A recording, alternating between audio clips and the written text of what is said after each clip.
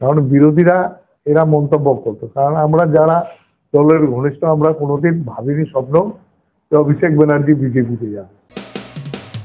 মানুষের পাশে মানুষের সাথে আমরা আছি এই বাংলাতে। আপনারা দেখছেন সংবাদ শিরোনাম।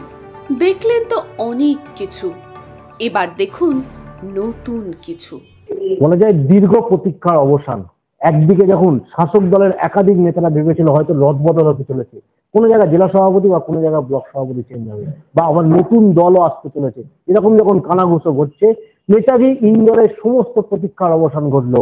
মুখ্যমন্ত্রীর পাশেই অভিষেক ব্যানার্জি বসলেন এবং একাধিক বার্তা দিলেন। অন্যতম বার্তা, জীবনে কোনোদিন বিজেপিতে যাবেন না এবং সংগঠনের হাত কিন্তু শক্ত করার জন্য মুখ্যমন্ত্রী তৎপরতা হলেন। বিধায়কদের একাধিক নির্দেশ দিলেন। দীর্ঘ প্রতীক্ষার অবসান। কোনো কোনো জায়গায় ভাবা হয়েছিল রদবদল হতে চলেছে, কিন্তু রদবদল হলো না, বরঞ্চ 26-এর লক্ষ্যমাত্রা বেড়ে দিলেন মুখ্যমন্ত্রী। কিভাবে দেখছেন? রদবদল হলো না এটা বলবো না, রদবদল হতে পারে এখনো, কারণ সেই দিন হবে এটা ছিল না। যে আমাদের মাননীয় মুখ্যমন্ত্রী যেটা অবস্থান ঘটাইছে বা অভিষেক সভাপতি আমাদের অভিষেক ব্যানার্জি, কারণ বিরোধীরা এরা মন্তব্য করতো, কারণ আমরা যারা দলের ঘনিষ্ঠ আমরা কোনোদিন ভাবিনি স্বপ্ন যে অভিষেক ব্যানার্জি বিজেপিতে যাবে। এবং অভিষেক ব্যানার্জি তার সত্ত্বেও কটু কথায় কিছু কিছু রিপোর্টার থেকে বিজেপির কিছু বিরোধী দলগুলো বলছিল যে ওটা পরিষ্কার করে বলে দিয়েছেন, যেটা আমার গলা কেটে গেলেও মৃত্যু পর্যন্ত আমার গলা মমতা ব্যানার্জি বলবে। এর থেকে সবার মন পরিষ্কার হয়ে গেছে যে এরা ভাওতাবাজি মিথ্যা কথা। আসলে আগামী দিনে দলটাকে আমাদের শক্তিশালী করার জন্য আমাদের মাননীয় মুখ্যমন্ত্রী এবং সভাপতি অভিষেক ব্যানার্জি যা বার্তা দিয়েছেন যে আগামী দিনে ভোটার লিস্ট ত্রুটি বিত্রুটি ঘটতেছে বিভিন্ন স্টেটে, যার থেকে এইগুলো নিয়ে আমাদের খুব সচেতন থাকতে বলেছিলেন। এগুলো নিয়ে আমরা ক্যালকাটার মিটিং থেকে এসে আমরা দিদির নির্দেশে সম্পূর্ণ ব্লকের কোর কমিটি বুথ কমিটি লেভেলে আমরা যাচাই ফাচাই করতেছি। এই ধরনের হলে আমরা নিশ্চয়ই এটা রিপোর্ট করব। আগামী দিনে আমাদের 26-এ বিধানসভা যা থেকে আমরা ঐক্যবদ্ধভাবে লড়তে পারি, এটাই দিদির নির্দেশকে আমরা মাথায় রেখে সম্পূর্ণ সহকর্মীরা মাঠে নামে। মুখ্যমন্ত্রী কিন্তু একাধিক বার্তা দিয়েছেন। অন্যতম বার্তা ছিল যে একসাথে কাজ করতে হবে, অর্থাৎ নবীন প্রবীণদের মধ্যে যে একটা দ্বন্দ্ব যেটা বারবার প্রকাশ্যে আসলো সেটা কিন্তু করা যাবে না, জনসংযোগ চালিয়ে যেতে হবে। বিধায়কদের বার্তা দিয়েছেন যে ভোটার লিস্ট, সেই ভোটার লিস্টে কিন্তু বারবার তৎপরতা রাখা আছে, ভুয়ো ভোটার আসছে, সেটা নিয়েও কিন্তু আপনাদের বলেছে যে বিভিন্ন ব্লকে ব্লকে অঞ্চলে ভোটের সংগঠনটাকে দেখতে এবং সেটাকে ঠিক করতে। এবং সেই দিন মুখ্যমন্ত্রী একদিকে যখন বার্তা দিচ্ছেন, সেই দিন সন্ধ্যাবেলা নির্বাচন কমিশনের তৎপরতা দেখা গেল। মানে এটাকে প্রমাণ হচ্ছে যে বাংলায় কিন্তু এই ধরনের কিছু সৃষ্টি হতে চলেছে। নিশ্চয়ই এগুলো তো কিছু কিছু দিদি প্রুফ প্রমাণ পর্যন্ত ধরাই দিয়েছেন, কোন কোন বিধানসভা ক্ষেত্রে কোন কোন জেলায় এই ধরনের ভুয়া ভোটার লিস্টে নাম তুলেছে। এটা তো প্রমাণ করেই উনি সেদিনকে দেখাই দিয়েছেন নাম গ্রাম বলে। এই নিয়ে এখন ইলেকশন কমিশনারের মাথা ব্যথা লড়েছে, উনিও লড়ে বসেছেন এবং আমরা দিদির নির্দেশ অনুপাতে বুথ লেভেলে ভোটার লিস্ট নিয়ে আমরা সম্পূর্ণ তদন্ত শুরু করেছি। আমরা কোনো ত্রুটি বিত্রুটি পালেই আমরা আমাদের পার্টির কাছে এগুলো হাজির করবো। 21 থেকে 26 কি কি কাজ হলো বিধায়কের তহবিল থেকে? বিধায়ক তহবিল থেকে অনেকগুলো কাজ হয়েছে, যেমন সম্পূর্ণ কাজ দেখতে গেলে খাতা কলম নিয়ে বের হতে হবে, তাও আমি কিছু বস্তুময় বলছি। গোবিন্দপুরে 40 লক্ষ টাকার দুইটা রাস্তা হয়েছে, আমাদের হাতিয়াতে দুইটা রাস্তা হয়েছে 20 লক্ষ টাকা করে, 40 লক্ষ টাকার, এবং কারাগোথে অ্যাসেম্বলি রুম হয়েছে। আমাদের আইটিআই কলেজ রং করা টেন্ডার দেওয়া হয়েছিল, রঙের কাজ হয়েছে 12 লক্ষ টাকার। আপনার জেনারেল কলেজ একবারে মুছে গেছিল, কালা হয়ে গেছিল দীর্ঘদিনের, সেটা বোধহয় 13-14 লক্ষ টাকা দিয়ে ওটাকে সম্পূর্ণ কাজ কমপ্লিট করা হয়েছে। এর মধ্যে চপড়া হাই স্কুলে কম্পিউটার ছিল না, বোধহয় 8 লক্ষ টাকার কম্পিউটার কিনে দেওয়া হয়েছে। এবং কালাগোতে টয়লেট রুম করে দেওয়া জন্য সবকিছু করা হচ্ছে, কাজ চালু হবে কয়েকদিনের মধ্যে, প্রায় 6 লক্ষ টাকার।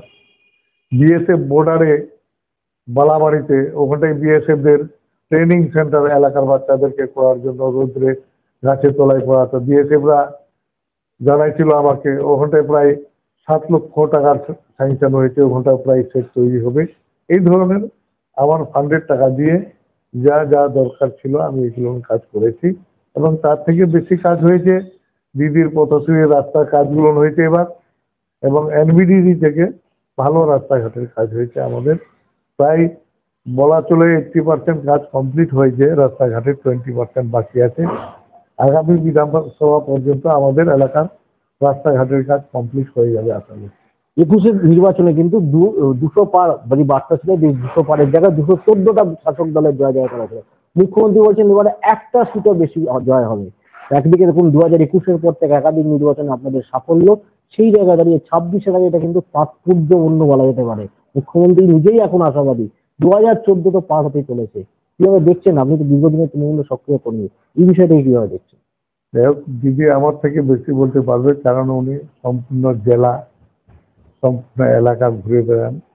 ডিআইবি রিপোর্ট ওনার কাছে, পার্টির রিপোর্ট ওনার কাছে, নিশ্চয়ই উনি অভিজ্ঞতালী লোক বলেছেন। আমার মতে দিদি যেটা বলেছে সত্যিকার ঠিকই বলেছে, কিন্তু যা উন্নয়ন হয়েছে আমার মনে হয় তার থেকে রেকর্ড বিট করে যাবে।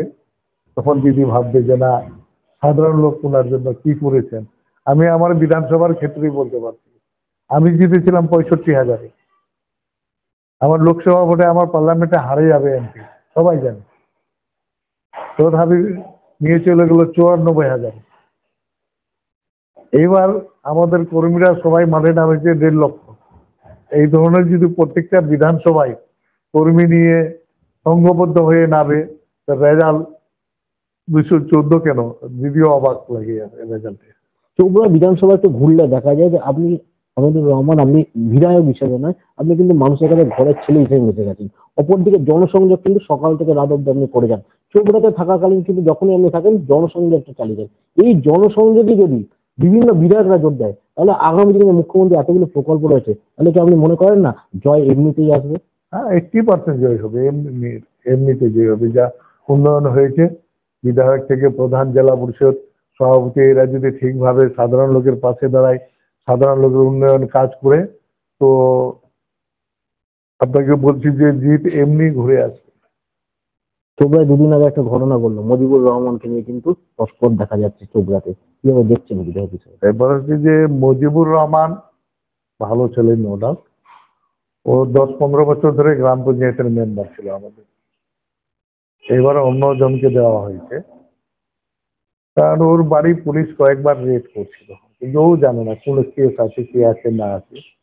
কোর্টেও গেছে, থানাও গেছে ইসলামপুরে, কেস পাইনি। কালকে ঘন্টায় হঠাৎ করে ওদের সব থেকে পারিবারিক একটা লড়াই আছে। ওখানকার যে সিভিক্স পুলিশটা আছে না, আবুল নাম আর মজিবুল, এদের কুস্তিদ্বন্দ্ব আজ থেকে 20 বছর ধরে। ওই হচ্ছে সিভিক্স পুলিশ, এই কিছু ভুল বুঝাইয়ে পুলিশ নিয়ে এসে ওকে রেড করেছে। তো বাড়িতেই ছিল, পুলিশ ধরে নিয়ে যাচ্ছে, 2-3 জনেই পুলিশ ছিল, পুলিশের গাড়ি ছিল। তখন ওর বউ সহ কয়েকজন মেয়ে ছেলেরা, কারণ দিদি তো মেয়ে ছেলেদেরকে এখন সজাগ করে দিয়েছে, চোখ খুলে দিয়েছে, 5-7 জন মেয়ে ছেলেরা গাড়ির সামনে দাঁড়ায় করেছে যে এই চোর না, ডাকাত না, এত টাইমের মেম্বার, 3-4 বারের 20 বছরের মেম্বার, আপনারা ধরে নিয়ে যাচ্ছেন, তো ওয়ারেন্ট দেখান। পুলিশ ওয়ারেন্টও দেখাতে পারেনি। কোনে কেস আছে, কেস নম্বর দেখান, কেস নম্বরও দেখাতে পারেনি। তারপরে পুলিশ ছেড়েই দিয়েছে। পুলিশ ছেড়ে দেওয়ার পরে এই যে সিভিক পুলিশটা ছিল আবুল, এ তো ওই গ্রামেরই, এ উচ্চবাচ্য বলতে শুরু করেছে মেয়ে ছেলেদের সঙ্গে। যখন ও বলছে তুমি বলার কে, তো ও বলছে আমি আইসি। মজিবুল যখন বলে, আবুল যখন বলে আমি আইসি, তখন ওকে ধস্তাধস্তি করেছে, তুমি একজন সিভিক পুলিশ, তুমি বলছো আমি আইসি। এই নিয়ে ধস্তাধস্তি হয়েছে, ভিডিও ক্যামেরাও ছিল। তো ঘটনা সামাল দেওয়ার জন্য পুলিশ 2-4 গাড়ি এসে কিছু ভালো মন্দ লোককে, তখন তার পরিস্থিতি ঠান্ডা করার জন্য করতেই পারে, উঠাই নিয়ে গেছিল। পরে ওনারাও দেখলো, ইনভেস্টিং করে আমিও পাঠালাম আমার ইনভেস্টিং থেকে সবকিছু। ওদের ওই 11 জনকে নিয়ে গেছিল, 6 জনকে ছেলেদেরকে ছেড়ে দিয়েছে, ওই 4-5 জন মেয়ে ছেলেকে রেখেছে, কোর্ট সেন্টার করছে। 2021-এ খেলা হবে স্লোগান হচ্ছিল, খেলা হবে স্লোগানের বিরুদ্ধে, যখন বিরোধীরা যখন বারবার বিতর্কিত মন্তব্যের জন্য দৌড়েছিল, এই 2026-এও মমতা ব্যানার্জি কিন্তু এনটিভির থেকে বললেন ভাঙা পায়ে খেলা হবে, উন্নয়নে খেলা হবে, সবুজ সাথীর খেলা হবে। কি বলবেন? 100% এগুলো খেলা বড় ধরনের খেলা হবে, যা যা উন্নয়ন হয়েছে না আগের তুলনায়, এবার সবুজ সাথীর নিয়ে উন্নয়নের কাজ নিয়ে বিরাট ধরনের খেলা হবে। এবার বিরোধীরা বুঝতে পারবে না যে কি হয়ে গেল সুইং হয়ে।